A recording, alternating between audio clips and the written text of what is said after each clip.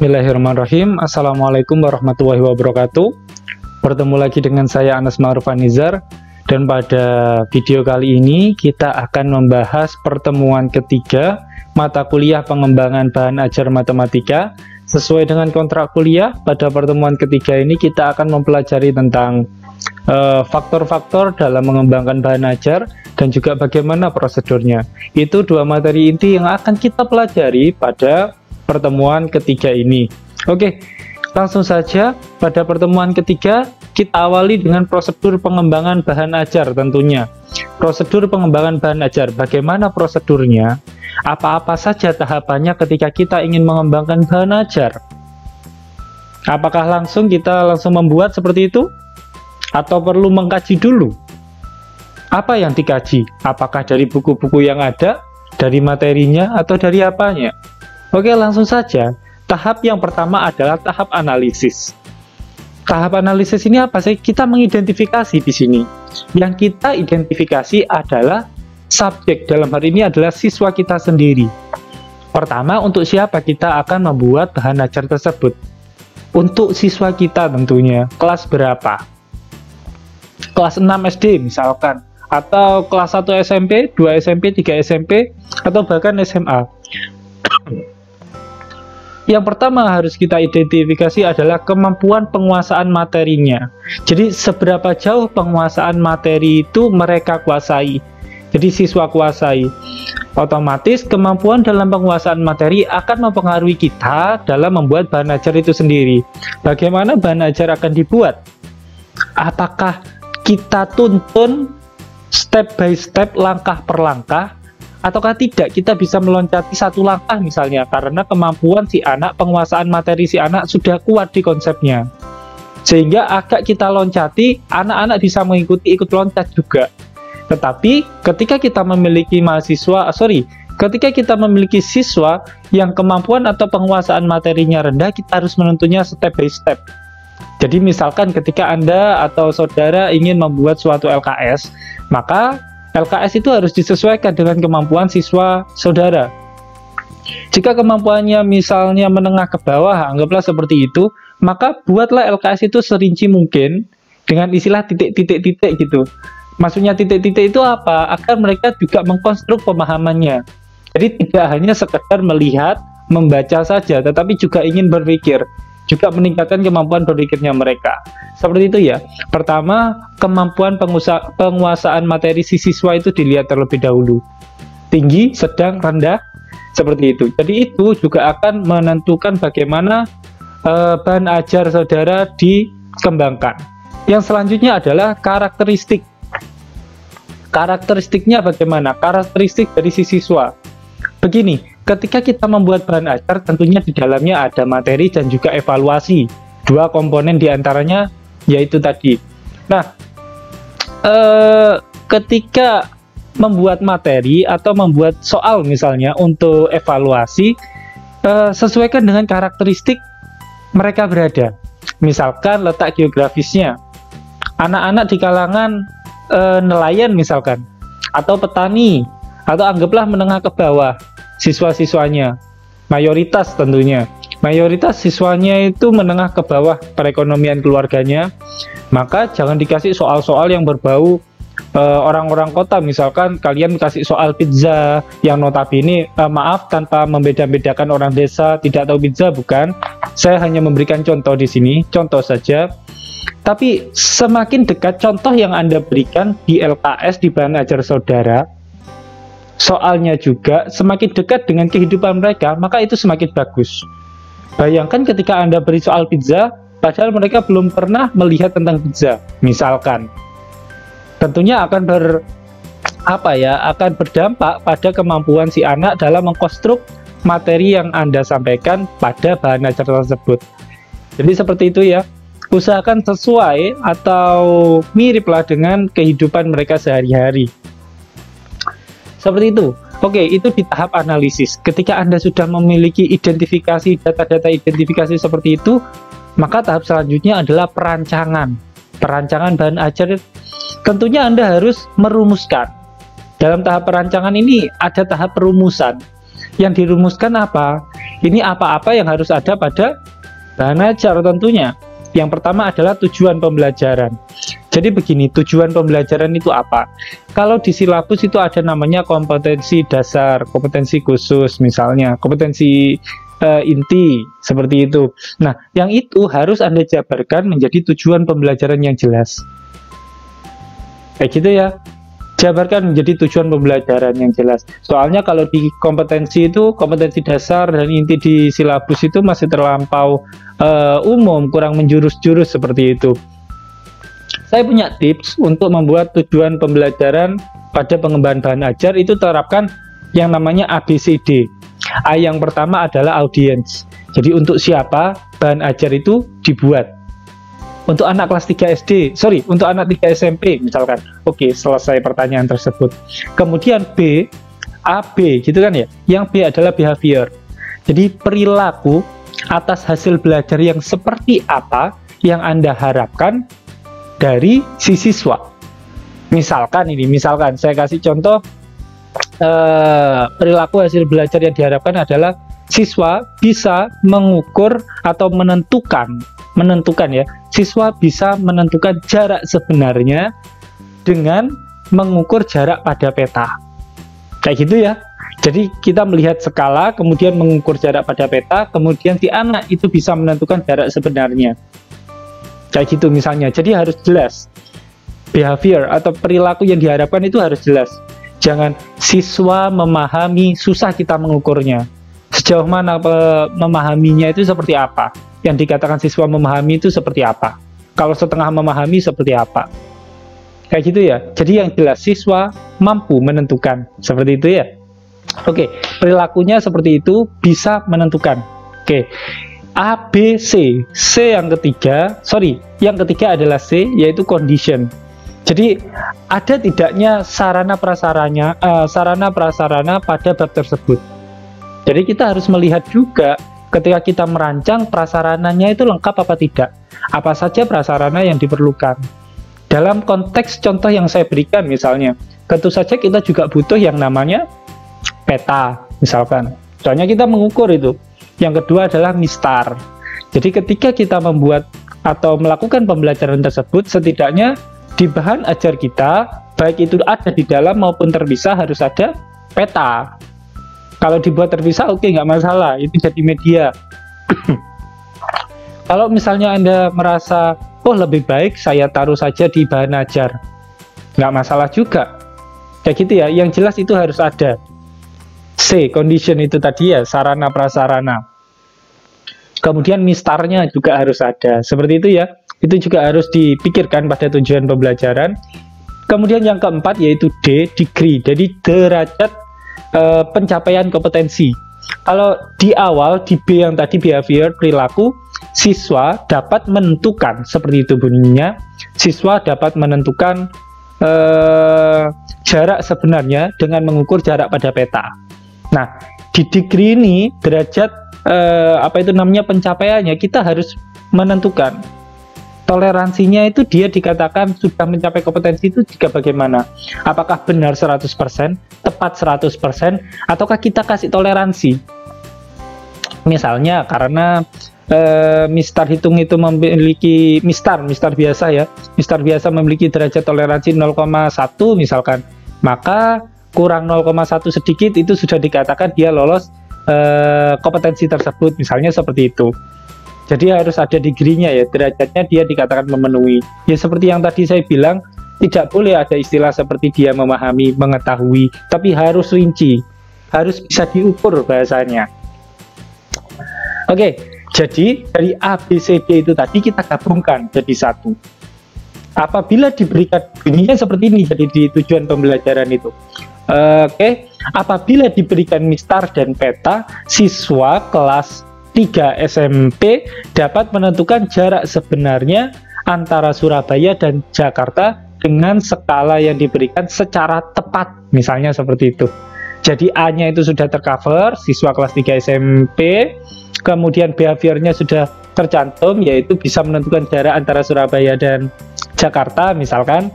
Kondisinya juga sudah tercantum, mistar dan peta ya, mistar dan peta.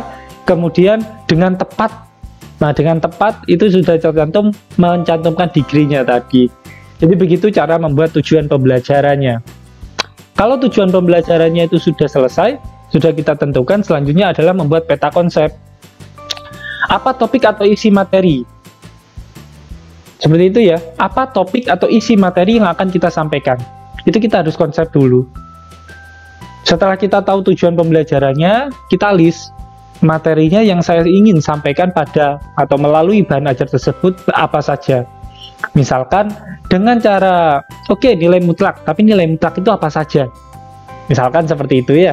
Soalnya harus runtut. Agar runtut ini diperlukan yang namanya peta konsep. Jadi masuk ke poin kedua ini ya, peta konsep atau peta kompetensi. Dalam membuat peta konsep tentunya, kalau membuat peta konsep itu nantinya diharapkan bahan ajar yang kita sampaikan materinya nanti berjalan prosedural, sistematis. Jadi itu tujuannya peta konsep. Biar runtut. Gitu ya. Jadi biar runtut, mulainya itu dari mana dan kemana. Nah, nanti di LKS kita hanya, bukan di LKS, tapi di pengembangan bahan ajar selanjutnya, kita tinggal mengisikan saja, mengikuti peta konsep yang sudah kita buat. Biar prosedural tentunya. Yang ketiga adalah media dan sumber belajar. Media dan sumber belajar. Begini, ketika kita membuat bahan ajar, kadangkala kita membutuhkan media. Media yang tidak include pada bahan ajar. Seperti yang saya sebutkan tadi, misalkan Mistar. Peta misalkan. Yang seperti itu kita harus, kita harus data terlebih dahulu. Kemudian sumber belajarnya juga. Selain itu, media sumber belajar itu bisa dari buku gitu ya, buku paket bisa, atau dari internet bisa. Tetapi ingat, dalam menentukan media dan sumber belajar, jangan berpatokan atau berpedoman pada media mana yang saya sukai sebagai seorang guru atau sebagai seorang pendidik. Jangan. Tapi justru lihat perspektif siswanya. Siswa itu tertarik jika diajarkan menggunakan media apa. Jangan karena kita bisa menggunakan media komputer, PPT bisa, kemudian kita bagus, kemudian kita merasa percaya diri, maka kita gunakan atau saya gunakan PPT tersebut. Jangan. Tapi gunakan dari sudut pandang siswa. Siswa itu tertarik jika saya menggunakan media apa. Seperti itu. Oh, media video saja sepertinya. Siswa itu tertarik, soalnya sering ngajak nonton video-video seperti itu pas waktu pembelajaran, misalkan seperti itu. Jadi konsepnya dalam menentukan media yang digunakan adalah ada banyak faktor, tetapi konsepnya adalah mana yang paling menyenangkan bagi siswa dan bisa diakses bagi siswa, mana juga yang membuat siswa merasa tertarik untuk belajar, seperti itu. Untuk faktor-faktornya ya, selain menimbulkan ketertarikan tentunya itu ada akses. Nanti siswa itu senang melihat video, tapi kita membuat video kemudian diupload di internet, aksesnya susah. Yang seperti itu juga harus dipikirkan. Berkenaan dengan akses tentunya ada kaitannya dengan biaya, itu juga harus diperhitungkan. Kemudian kemudahannya. Percuma juga ketika kita menggunakan alat peraga, medianya alat peraga, tapi susah untuk digunakan siswa. Kemudian apalagi ya, mungkin interaktif. Jadi bagaimana media tersebut itu bisa membuat antara satu siswa dengan siswa lain itu bekerja sama, saling bertukar pikiran, saling berdiskusi, interaktif seperti itu ya. Dan lain sebagainya kalian bisa cari sendiri. Tapi ingat, semua faktor-faktor tersebut, baik itu dari akses, kemudahan, interaktif, itu satu kesatuan yang padu dan nggak bisa berjalan satu-satu. Soalnya dalam setiap media, setiap alat peraga, setiap sumber belajar pasti memiliki beberapa komponen tersebut.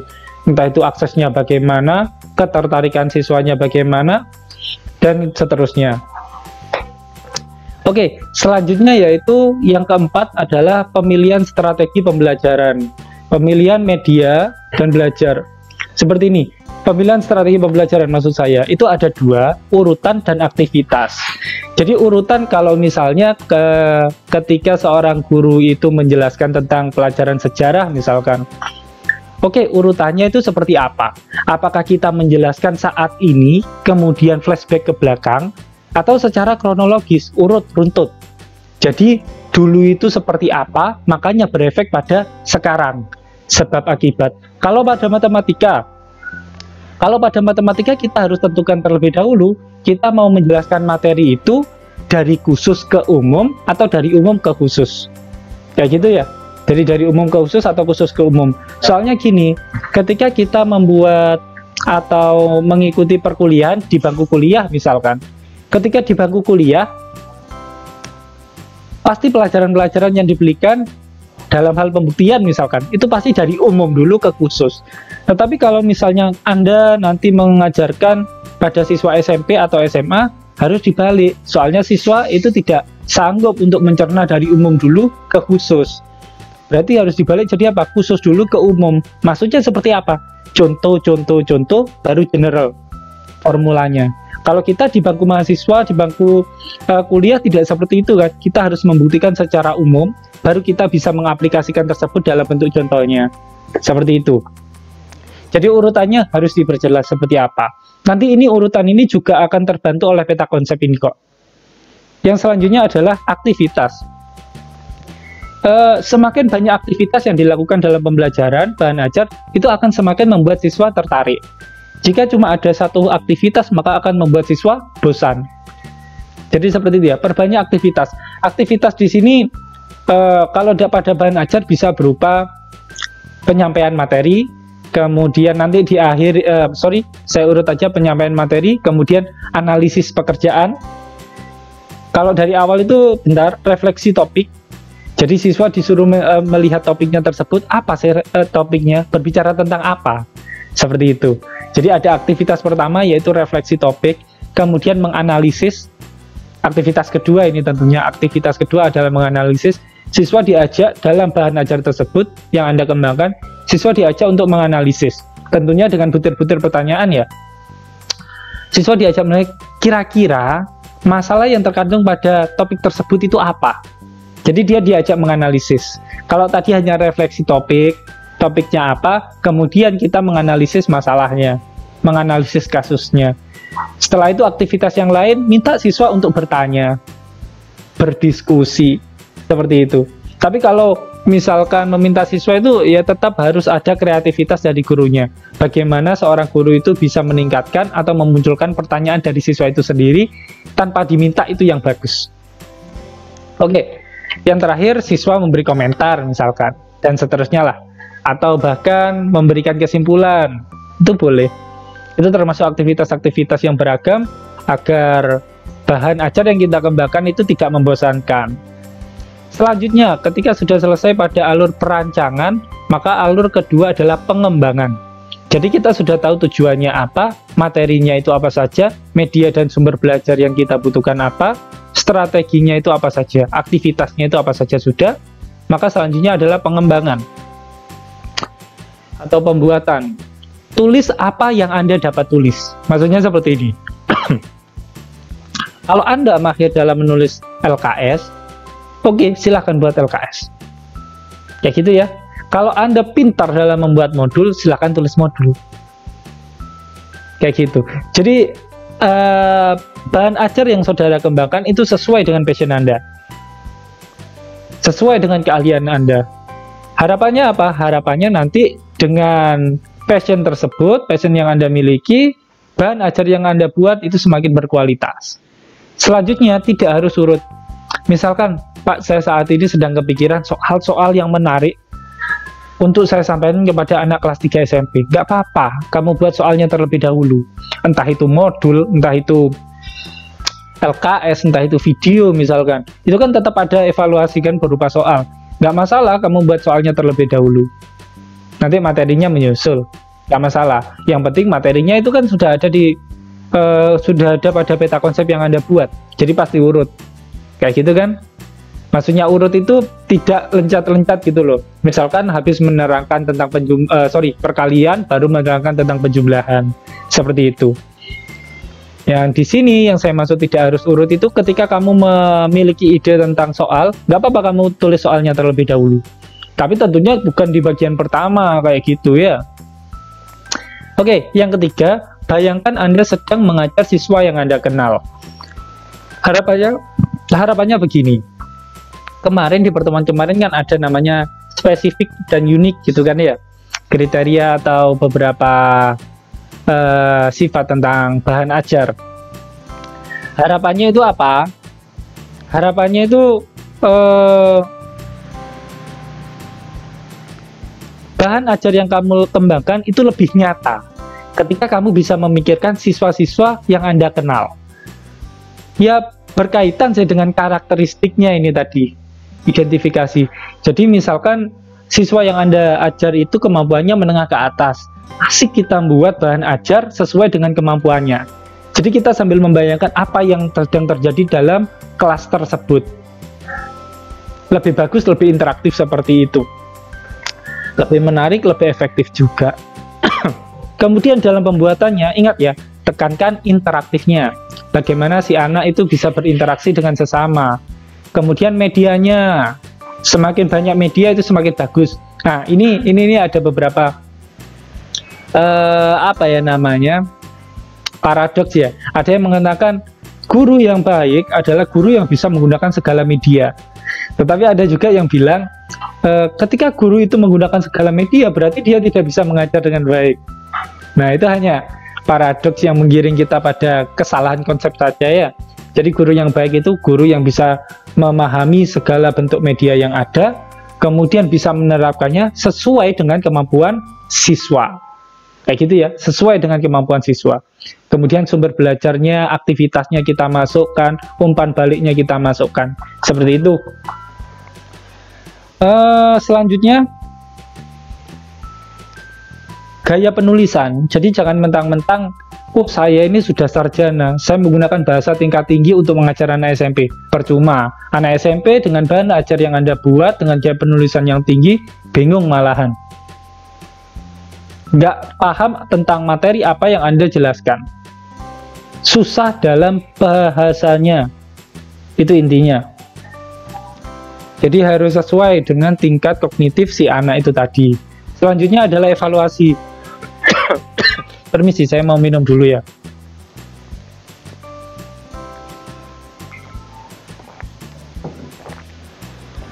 Oke, yang keempat adalah evaluasi. Jadi evaluasi itu adalah pengambilan reaksi atas bahan ajar yang kita gunakan. Tahap pertama adalah telaah ahli materi tentunya. Jadi begini, ketika kita sudah membuat jadi bahan ajarnya itu sudah menjadi prototipe 1 misalkan. Prototipe 1 itu ya yang kalian kembangkan itu namanya prototipe 1. Kemudian kalian berikan kepada dosen ahli biasanya, ahli materi. Jadi kalian berikan kepada seorang dosen yang kalian anggap ahli pada media tersebut, misalkan LKS. Misalkan ini ya Pak Fikri ahli LKS, kalian kasihkan ke LKS. Yang ahli tentang materi tersebut juga tentunya. Misalkan tentang transformasi, Pak Fikri ini pinter tentang transformasi, atau statistika, Pak Fikri pinter, kasihkan. Selesai, itu namanya telaah ahli materi. Kayak gitu. Jadi kita memberikan prototipe yang kita buat kepada sang ahli, orang yang dirasa lebih paham tentang materi tersebut, tentang pengembangan bahan ajar tersebut. Selesai telaah ahli materi, kita langsung mengajukan uji coba satu-satu. Maksudnya uji coba satu-satu itu prototipe 2. Prototipe 2 itu yang sudah ditelaah oleh ahli materi tentunya, kita berikan kepada satu siswa terlebih dahulu. Kemudian setelah diberikan oleh satu siswa, kita analisis. Jadi gini ya, nanti antara tahap evaluasi di sini dengan tahap revisi itu selalu berjalan beriringan. Uji coba satu-satu itu kan diberikan kepada satu siswa saja untuk melihat seperti apa sih, sejauh mana sih bahan ajar saya bisa dipahami oleh seorang siswa. Seperti itu. Itu evaluasinya. Yang ketiga adalah uji coba kelompok kecil. Uji coba kelompok kecil itu bisa kalian lakukan dengan cara memberikan bahan ajar yang kalian kembangkan kepada satu kelas, kepada siswa dalam satu kelas. Itu kelompok kecil, satu kelas itu kelompok kecil. Nanti uji coba lapangannya baru beberapa kelas yang banyak itu tadi. Misalnya kelas 3 secara keseluruhan, seperti itu. Nah, kaitannya dengan revisi atau perbaikan, itu dilakukan bersamaan dengan evaluasi. Jadi ketika kalian sudah memberikan prototipe pertama kepada ahli materi, kalian revisi sesuai dari telaah dari dosen ahli. Ketika dia sudah memberikan revisi, kalian revisi, kalian langsung lakukan perbaikan. Kemudian pada evaluasi yang kedua, uji coba 1-1, misalkan siswa kesulitan untuk memahami bahasa ini, langsung kalian revisi. Habis revisi, lakukan evaluasi lagi. Seperti itu ya. Jadi revisi dan evaluasi itu dilakukan selang-seling. Ini evaluasi sama revisi itu selalu dilakukan secara selang-seling. Telah ahli materi, kemudian revisi, perbaikan. Uji coba 1-1, perbaikan. Uji coba kelompok kecil, perbaikan. Uji coba lapangan, perbaikan, dan analisis tentunya. Seperti itu. Itu tentang prosedur bagaimana kalian membuat bahan ajar. Selanjutnya adalah faktor pengembangan bahan ajar tentunya ya. Faktor pengembangan bahan ajar itu apa saja? Yang pertama, kecermatan isi. Kecermatan isi. Isinya adalah kevalidan dan keselarasan. Jadi bagaimana materi yang tersebut yang kalian sampaikan itu valid, sahih, benar. Jangan sampai materi yang kalian sampaikan, yang kalian tulis pada bahan ajar itu salah, yang berujung pada miskonsepsi dan itu dibawa ke jenjang pendidikan yang lebih tinggi. Itu bahaya. Jadi malpraktek pendidikan nanti. Oke, yang pertama kevalidan materi, jadi materinya harus benar. Kemudian keselarasan inti antara materi dengan kompetensi dasar, kompetensi inti maksud saya, itu harus sama, harus selaras. Jangan sampai kita membuat suatu materi tidak sesuai dengan kompetensi dasar dan inti yang ada pada silabus. Jadi kompetensinya kemana, materinya kemana, nggak nyambung. Otomatis nanti pencapaian kompetensinya nggak tercapai. Jadi harus selaras ya. Juga yang dinamakan keselarasan ini harus selaras juga antara materi yang Anda berikan pada bahan ajar yang Anda buat dengan kehidupan nilai-nilai masyarakat dan budaya. Kayak gitu ya. Misalkan budayanya di Kediri, babnya itu tentang kongruen atau kesebangunan. Kalian bisa memasukkan yang istilahnya etnomatematika. Jadi penyatuan antara budaya dengan matematika. Jadi menganalisis bagaimana damar kurung namanya kebudayaan khas Kediri. Kemudian dianalisis dari sudut kesebangunannya, kekongruenannya. Semakin dekat karakteristik dengan siswa, maka siswa akan semakin cepat dalam menangkap materi yang Anda sampaikan. Seperti itu ya, jangan sampai bertentangan dengan budaya-budaya yang ada. Soalnya akan mengakibatkan masalah-masalah yang ada pada kognitif si siswa. Selanjutnya, faktor pengembangan yang kedua adalah ketepatan cakupan. Jadi, sedalam apa materi yang Anda tuliskan pada bahan ajar tersebut. Soalnya nggak mungkin ketika kalian membuat materi untuk anak SMP, kalian kasih pembuktian biar dalam. Materinya biar dalam. Tapi kalian kasihkan pembuktian seperti anak atau mahasiswa.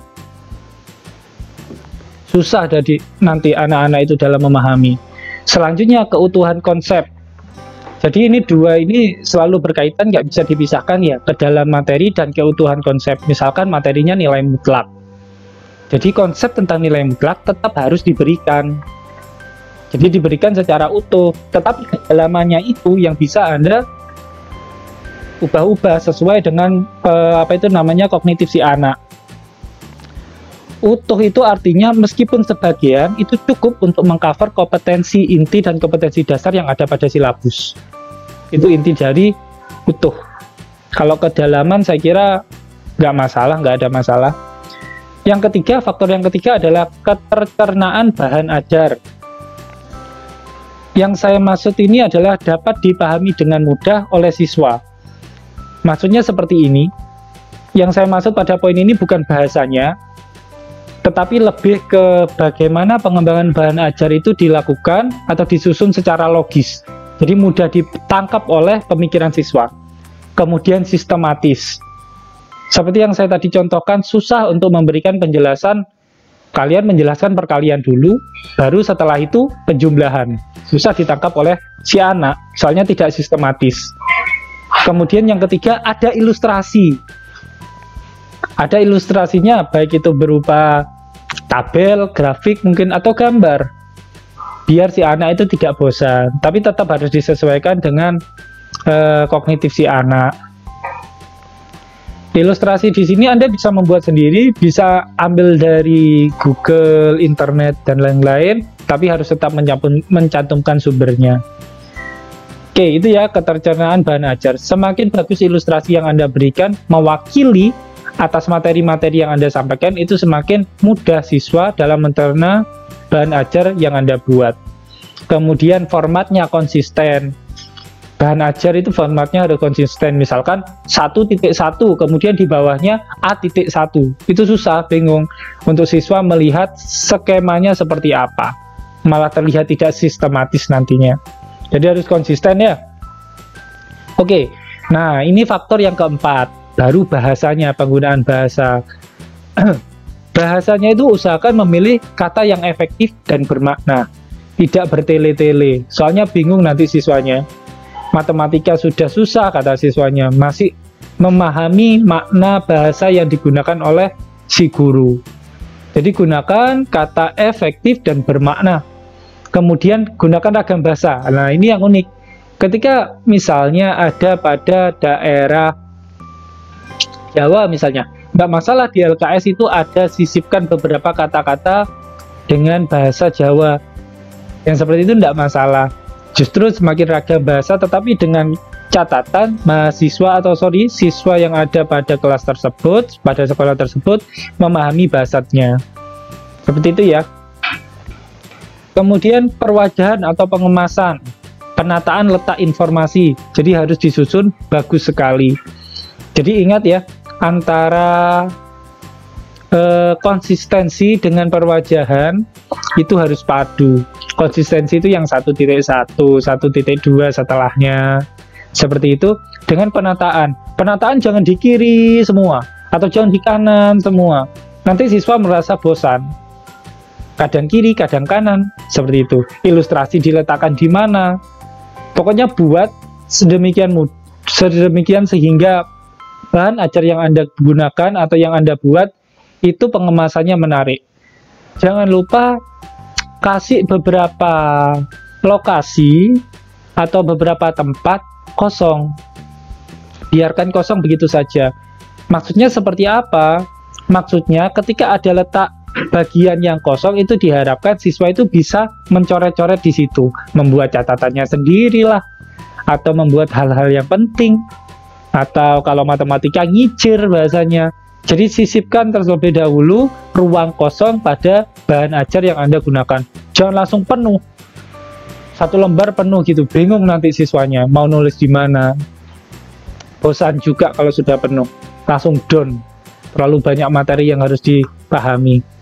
Ini ilustrasi sudah masuk di poin 3 tadi ya, sudah saya jelaskan. Kemudian yang terakhir pada faktor pengembangan adalah kelengkapan komponen. Jadi begini, ada 3 komponen. Pertama, komponen utama yang harus dikuasai oleh siswa. Dalam hal ini adalah kompetensi tadi, baik kompetensi inti, kompetensi dasar juga, yang kita rangkum dalam tujuan pembelajaran. Itu harus ada. Tentunya di dalamnya juga yang paling penting adalah materi yang kita sampaikan. Itu harus ada.